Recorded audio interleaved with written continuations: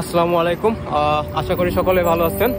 তো আমি আজকে যে জায়গায় আছি মূলত পুরো ফ্রান্সকে চিনা হয় তার মাধ্যমে।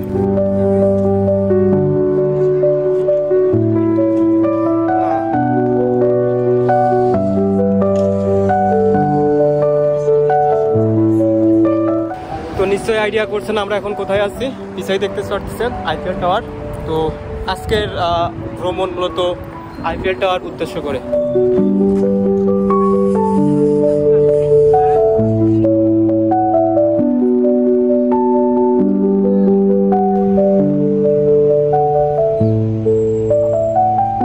আইফেল টাওয়ার পিছে আর দেশে দেখতাম না রিক্সা, এই যে ছোট ছোট রিক্সা।